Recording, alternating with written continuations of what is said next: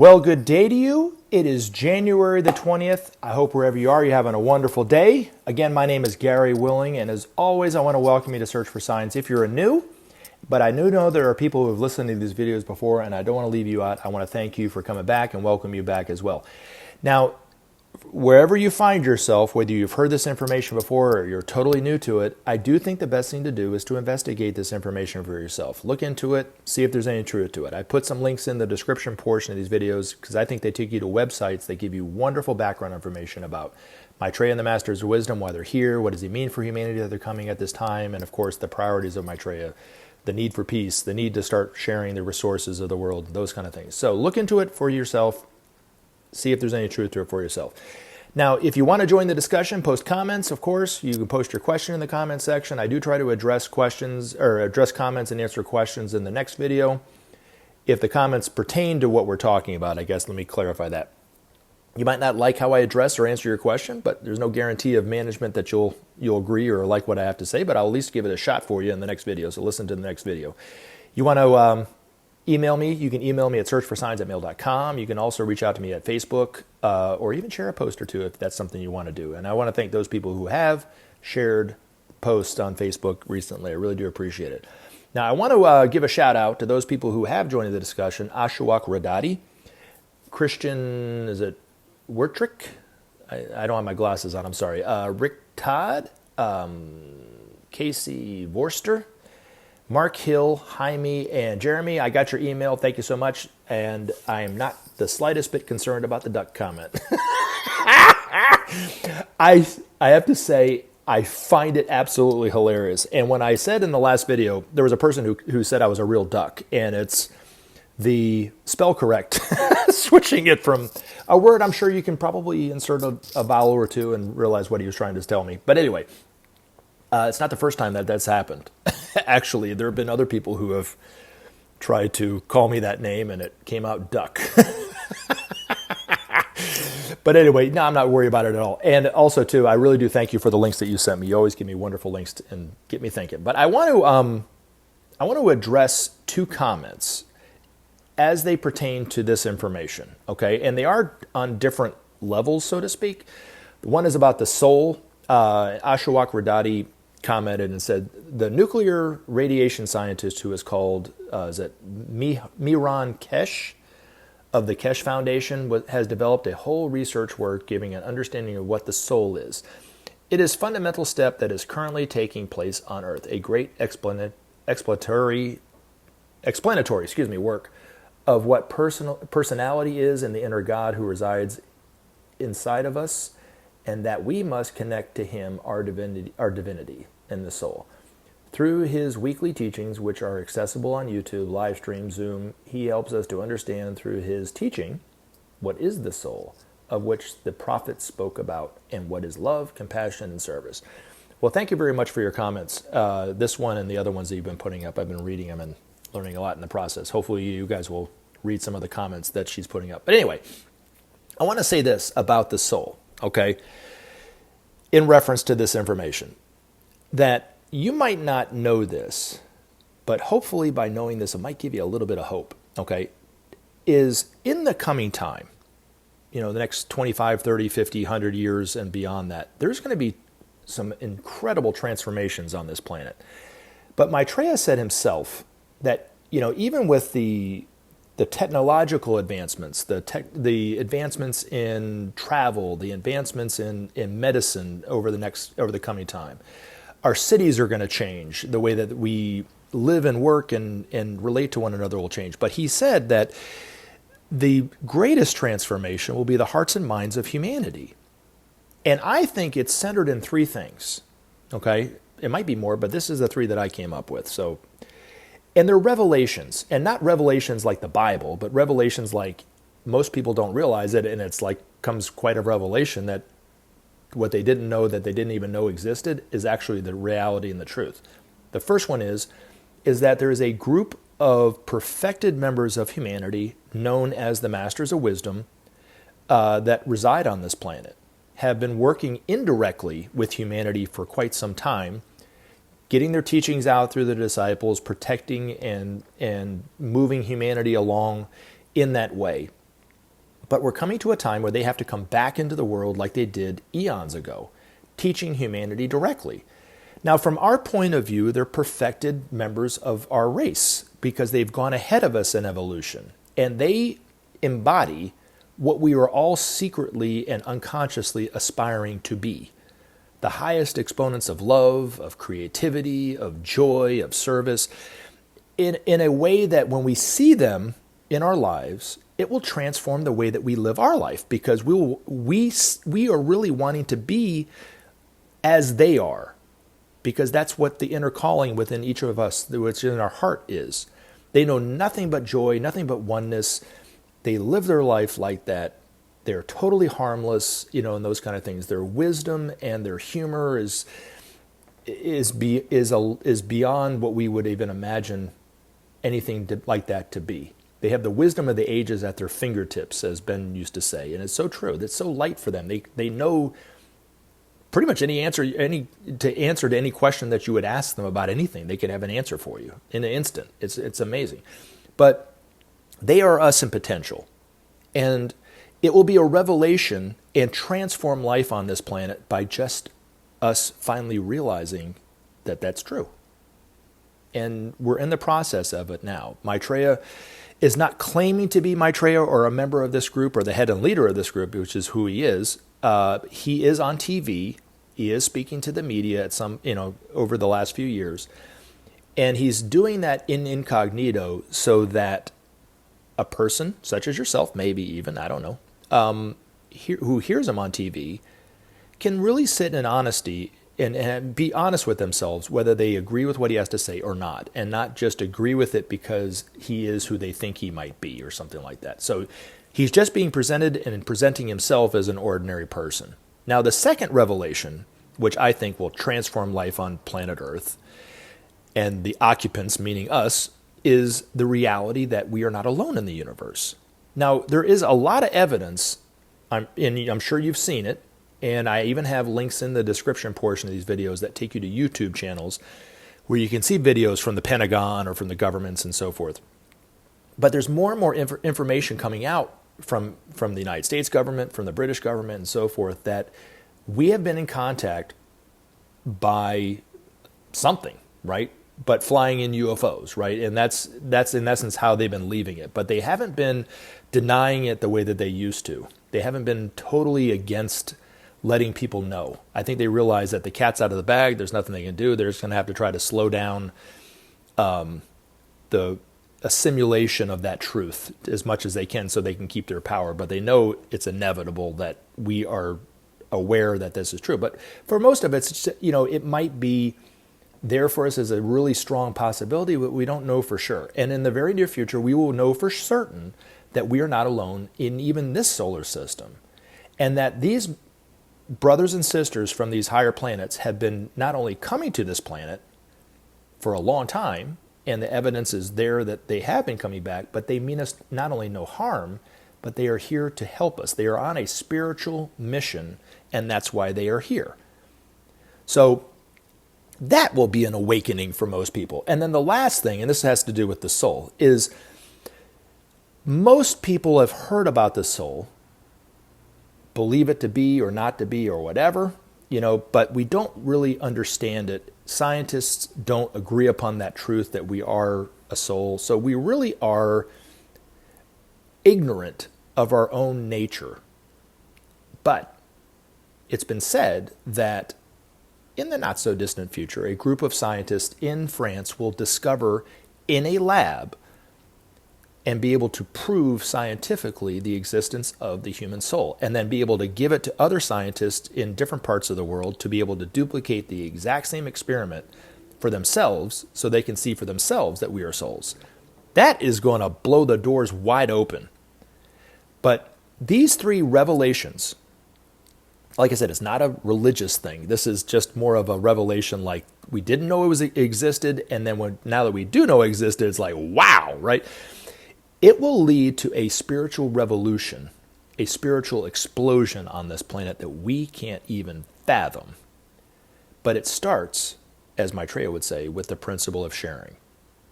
He says it like this: without sharing, there will be no justice. Without justice, there will be no peace. And without peace, there will be no future. But anytime we imagine the future with all these technological marvels and the cities of being beautiful and be able to travel to this place and that place very quickly and safely and easily and that kind of stuff, what is the future really going to mean? And Benjamin Creme's master, I think, articulated it the simplest and the best. He says it's the promise of revealed divinity. That's the future that awaits humanity. Now, the other thing I want to say before I get into the next comment, my daughter, who's a teenager, very much right in the heart of being a teenager, really to be honest, she's on the tail end of it. She's 18. But anyway, when I talk to her about historical figures or she sees them on TV or in media or something like this, every so often she'll have these little critical comments about that person. They weren't quite as good as everybody says that they are, thinks that they are. History makes it out to be and that kind of thing. And she's probably right. They probably weren't perfect because they weren't perfect. They were people. And I always try to remind her, they might not have done this, but they at least did such and such, right? And she doesn't want to hear any of that. But the one thing that I said to her that she has not had a comeback for yet, but I want you to think about this for yourself is, what are the people of the future going to say about us? I think the two main critiques that they're going to have of the people that are living at this time is, how in the world could we as a people live in a world that has plenty of food, but yet allow people to die of hunger every day, and yet live our lives like it's no big deal? That's one thing. How can we continue to destroy our environment, our only planetary home, and think that it's going to be okay, that we're going to be fine, even though we're teetering on the edge of hitting that tipping point where it's almost too late? And yet live life like everything's fine. How could we possibly do that? So we're not perfect either, right? But the one thing that they will also say about this generation, and I'm not talking about the millennials, the Gen Zs, the Gen Xs, the Gen Ys, the baby boomers. I'm talking about everyone who's alive today, this generation. What they're going to say about us is that we are the generation that made the right choice. Maitreya says he will present humanity with a choice at a time called the Day of Declaration, when he finally declares to 8 billion people who and what he really is and what he means for humanity, and what we have to do to save ourselves. Right? On that day, he's going to give and present humanity with a choice. Do we continue on the same way that we've been doing and end life on planet Earth forever? Or simply share the resources that are sitting there just wasting away and giving it to other countries that need it, and so forth and so forth. Then bring about justice. It'll eventually bring about goodwill, peace, manifested love, and give us a future, that future of revealed divinity. That's the choice that we have. But as Maitreya says, He says the end is always known from the beginning. He knows the choice because he knows that truth of oneness, the longing for unity, the longing for peace is in the hearts of every single man, woman, and child on this planet without exception. We all want peace. We might not intellectually say it, but we inwardly want it. And that's how he knows that we are going to make the right choice. Now, I want to shift gears into another way of talking about this information, but in terms of politics. Now, you might, if you listen to these videos before and I talk about politics in the United States especially, you might be, well, why is he going off on these tangents? Well, it is a huge problem that we have to deal with, and it's going to take every single person becoming more and more aware of what's going on politically for us to solve the problem. Because politically, the reason why we have the environment that we have and we're destroying that environment is it's a political issue. Because our political institutions are in gridlock, they don't trust one another, they hate one another to a larger or lesser extent. Countries can't get along politically, so they don't, So it's a political issue. Right now, the divisions are clear, right? And that's part of the choice that we have to make. Do we want to continue on with these divisive ways of doing things, or we want to come together and solve, let's say, the problem in the environment, right? Even the economic problem is a political problem. They kind of go hand in hand, economically and politically. So that's the reason why I talk about it, but also I'm doing it because I hope in my own tiny little way I can help people to see that we need to step back and be more objective of politics and not so much enthralled into the divisions of it. But this gentleman, Christian Worthrick, stated his opinion, because it says my opinion, right? And he's entitled to his opinion, so I'm not bashing him on this. But he said the Biden administration is almost completely taken over by the deep state. They do everything to destroy structures. Trump is no angel, but he has done much to destroy the deep state, or at least limit it. That is why he was attacked so much. If I was an American, I would choose Trump or someone of the GOP. But we need new structures, and that is why the present leaders are needed in order to destroy them. So all is well. Well, first of all, thank you for your comment. And I wish you were in the same room as me, or we were able to communicate back and forth and have a real dialogue about this. So unfortunately, it's going to be me giving the last word on it. So I don't want it to come across like that. I was struck by what you said, and I wanted to talk about it, if that's okay with you, Christian. Now, first and foremost, the political systems, just like the economic and social systems, are crumbling not because of the leaders that we have. They're put in there because the systems they're just as corrupt as the systems themselves. But these systems were built upon the energies of the past, which is of Pisces, which the energies of Pisces were a strong, potent individuality, which isn't a bad thing. It's just we've taken it to the nth degree, and now everybody is an aspiring emperor. Everybody thinks that their view is totally right at the expense of other people, and it also allows those people of means and power to retain that power, retain all that money at the expense of everybody else, and not give a crap about it. That's why these systems are crumbling, because the new energies of Aquarius are more about oneness, cooperation, and brotherhood. Totally different than let's say the energies of the separateness of Pisces and self-centeredness and all that kind of stuff. Totally different. So the systems themselves are crumbling on their own. Right? We don't need to put in morons into power in order to destroy those and to destroy, and that will destroy the structures. They're destroying upon themselves. Our world leaders don't have an answer to why they are destroying, or crumbling, because they keep doing the same thing of the past and nothing's working, right? Well, that's a symptom of the fact that we are moving into a new age, right?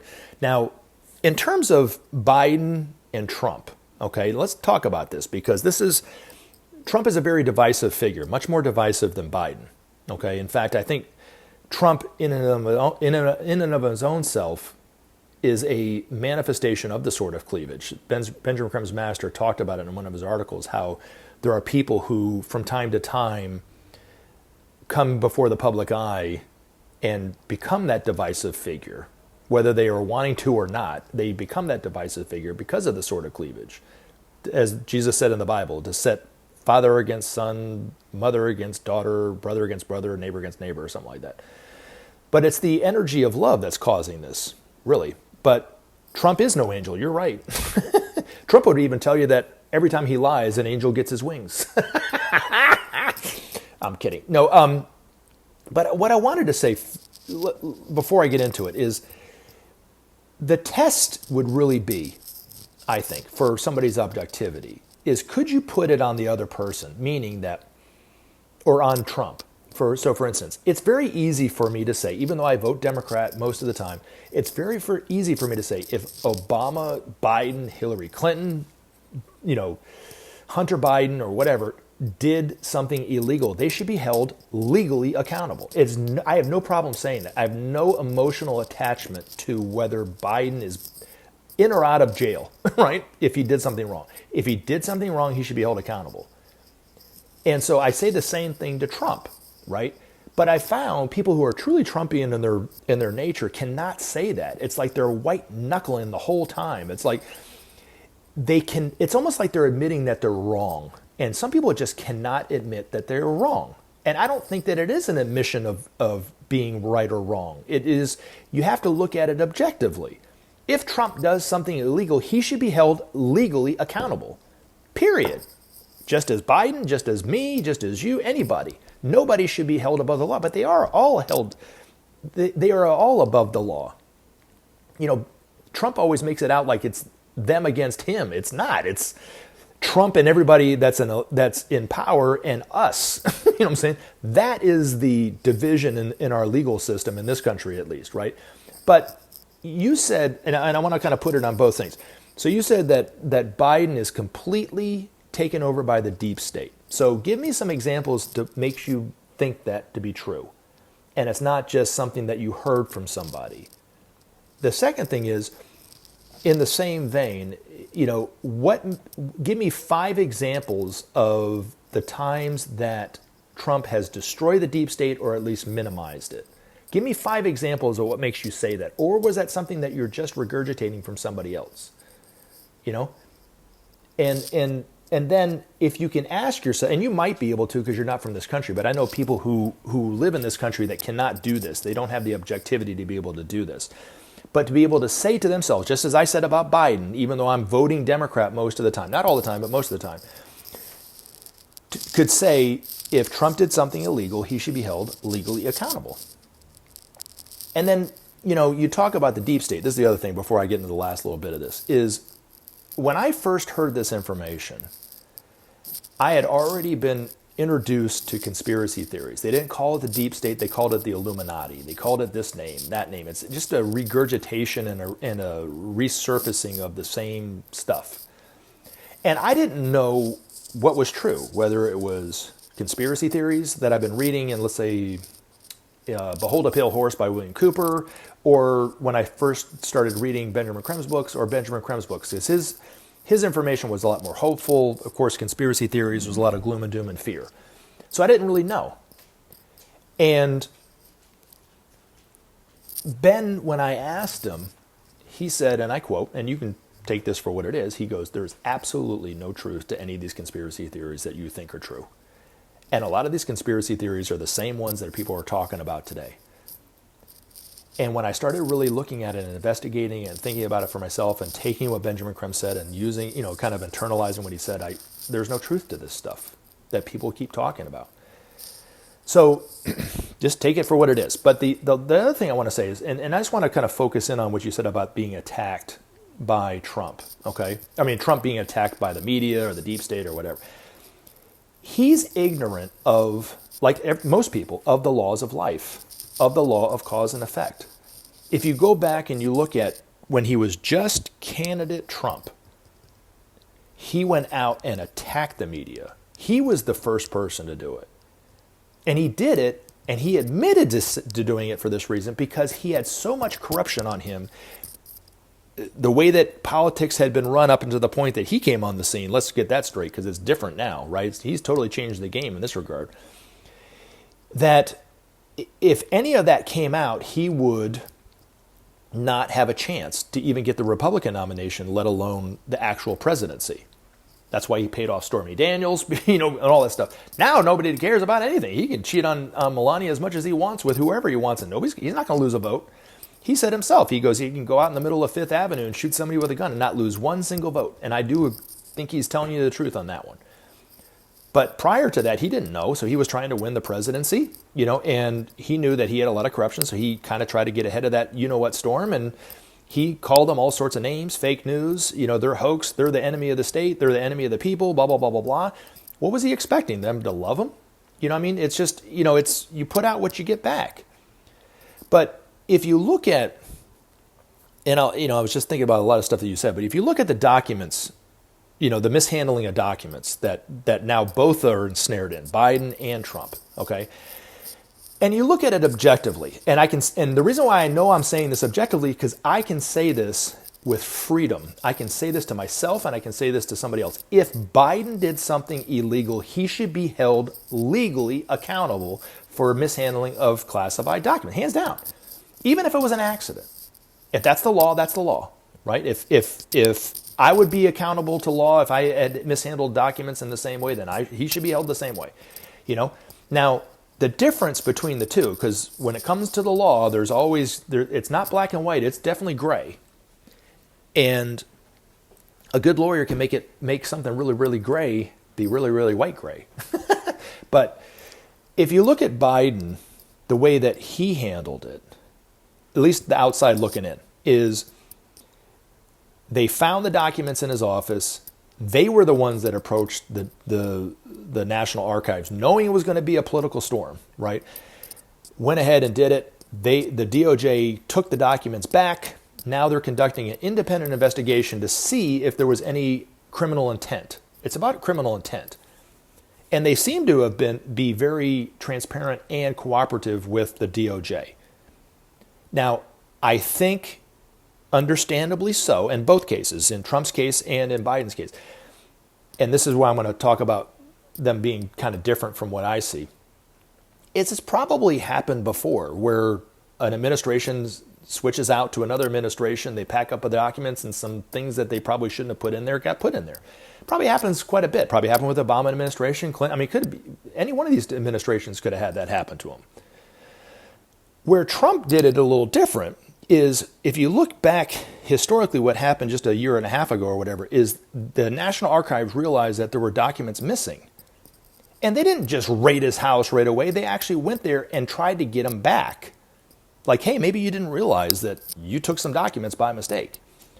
And if my memory serves me, they said, oh, okay, well, here you go. And they gave him some of the documents, not all of them, but some of them. And then they realized, they started organizing, we still are missing documents. And what documents are, oh my gosh, we're missing these documents. These are pretty dangerous if they get put in the wrong hands. So then they went back down there again. Did you give us everything? Yes, we did. And his lawyer, Helena Bob, actually signed an affidavit saying that, yes, those are all the documents. Total moron. I would have never done that if I was his lawyer. But anyway, MAGA stands for making attorneys get attorneys, right? Anyway, but she signed it saying that they had gotten it all. Then they said, that's not all of them. They went back down again. And he said, no, that's it. That's everything. And that's when they went in and they got a legal search and seizure to go into his place, just like they could in anybody else's house. His Mar-a-Lago is not exempt from the Constitution, and went in there and they found more documents. Then there was evidence of him, and I've even seen the videos of him putting the documents that were in these boxes on a plane, taking them to Bedminster or wherever he was wanting to put them, to Trump Tower or whatever it is. So they could be anywhere. And then if you look at how he's been responding on social media site, what is it? Truth Social? He called it Truth Central, I think, one time. Anyway, so, he's been saying different things every time. First it was he didn't have anything, then it was just mementos, then it was stuff that he could declassify with his mind, which is a joke. Two, maybe the FBI planted it, but they were planning something that didn't exist, apparently, because that was his first defense. And now he's circling back around saying, well, I just took the folders. It's just the outside cover folders. There's no documents in there. They must have planted the documents. And if it was anybody in a court of law, they would all be like, this guy's guilty as hell because he keeps giving us a different story. You know what I mean? None of it lines up or matches up with anything, right? But he's admitted to taking the documents. He's admitted to saying they were his. He was admitted to saying, I want them back because they're mine. The Biden administration has not said that. Now, what reasoning does he want those documents? I have my own interpretation, but I'm not going to share it. It doesn't matter. It's just my own opinion on it. But that's the difference between the two. The thing that I follow with Donald Trump is he's not being attacked unnecessarily. He's being attacked because he routinely breaks the law.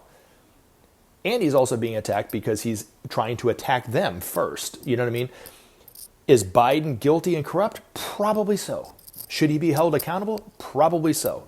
But I guarantee you, neither of those two will be sharing a cell, let alone two cells.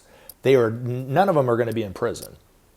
This is all just political theater now, as far as I'm concerned. But to say that Trump was attacked because he's been, that's just, I don't know. My personal opinion, you said your opinion, my opinion is there's no truth to that. But we've got to get past this entrenchment of diametrical views on politics. We have to start looking at it a little bit more objectively. And I think it starts with asking yourself a question.